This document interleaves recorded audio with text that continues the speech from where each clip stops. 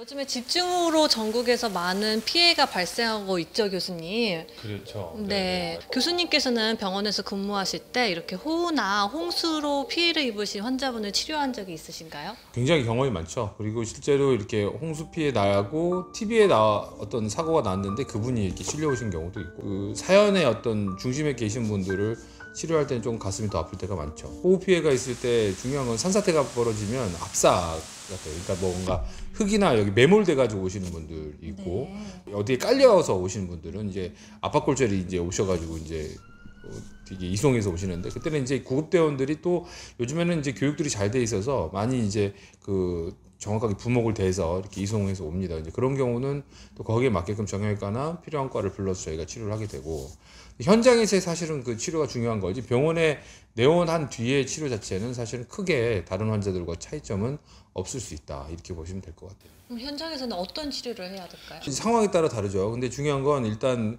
호흡이 안 되거나 사망한 경우가 상당히 많고, 사실은 이제 호흡 피해가 있는 경우, 특히나 그 물에 급류에 흡수려 가지고 그 실종됐다가 발견되신 분들은 대부분 익사 상태로 발견된 경우가 많아서, 네. 그런 경우는 현장에서 구하기 상당히 힘들고, 대부분 똑같이 이런 현상들이 반복이 되는데 구조를 하겠다고 안타까운 마음에 가족들이 뛰어들어서 실제로 가족들도 같이 사고가 나는 경우를 지금 너무 많이 보신단 말이에요. 그러니까 안타까운 건 안타까운 건데, 가족이 떠내려가는 게 보이는데 뛰어들지 않을 사람이 누가 있을까라는 생각을 하게 돼요. 그렇지만 사실은 실제로 성공률이 굉장히 낮다라는 걸 좀 아실 필요가 있어요. 급류에 내가 휩쓸리지 않게끔 이 계절에는 좀 캠핑이나 야영을 좀 안 하는 것이 예방 차원에서 도움이 되는 거고, 만약의 경우에 그런 상황이 벌어졌을 때는 추가적인 인명피해를 막기 위한 방법은 안 들어가는 거예요. 근데 이미 떠내려가는 사람은 그냥 보고만 있을 수는 없잖아요. 또 한 가지 네. 팁을 드릴 수 있는 거는 뭐냐면, 사실은 이런 장비들을 좀 가져가시는 게 좋다. 예를 들면 튜브를 이렇게 끈에 묶어서, 이게 사실은 뭐 우리가 놀러 갔는데 갑자기 이거 들고 가는 건 이상하잖아요. 그죠? 근데 우리가 예방 차원에서 이렇게 장마철이나 호우가 갑작스럽게 생길 수 있는 이런 계절에는 미리 좀 준비해서 가시는 게 좋다. 왜냐하면 그걸 던져주면 되거든요. 던져주면 잡을 수가 있잖아요.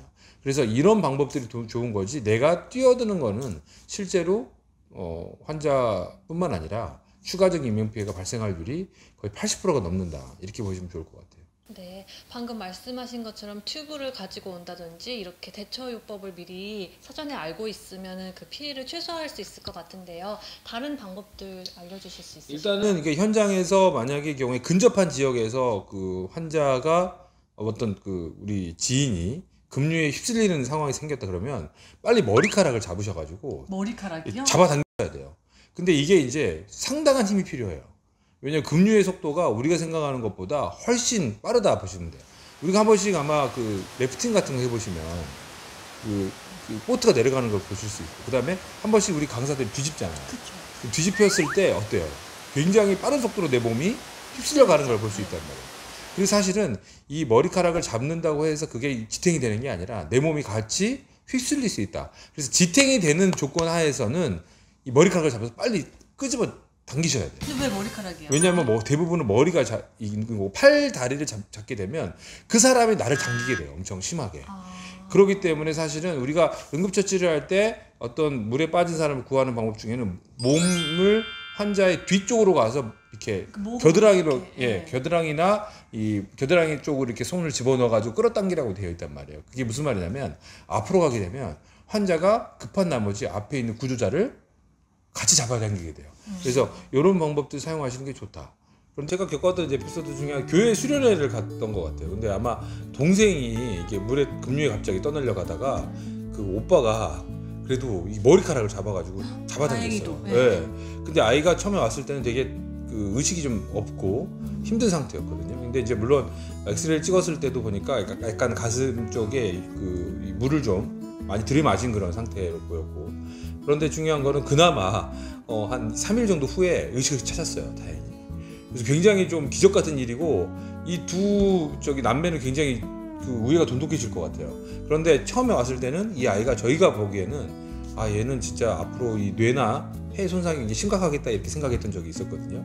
그런데 정말 그때 치료가 좀 잘 돼서 굉장히 극적으로 현장에서도 잘 구조를 했고, 그다음에 병원에 와서도 좀 잘 치료를 받아가지고 조금 회복이 돼서 퇴원했던 케이스가 있습니다. 그래서 그런 케이스들이 있지만 실제로는 사실은 그 구조하기가 생각보다 쉽지 않다. 그렇기 때문에 예방하시는 게 우선입니다. 혹시 일상생활에서도 그냥 캠핑을 가지 않았을 때도 비가 많이 올 때도 있잖아요. 혹시 그럴 때도 약간 팁이 좀 있을까요? 지금은 또 어떻게 보면 좀 특이한 게 우리가 캠핑장이나 계곡을 가지 않았는데도 지금 이 도시 내에서도 굉장한 지금 피해를 보고 있죠. 예를 들어서 자동차가 서버린다거나, 그러니까는 이 물이 갑자기 불어나는 게 내가 충분히 예상했었어요. 이거는 아마 배수가 될 거다. 이런 생각으로 갔다가 지금 어때요? 지금 뭐 광주부터 시작해서 온갖 도로들이 지금 밑에서 역류하고, 우리 서울에 있는 강남역이 지금 물에 잠기는 상황이 생겼잖아요.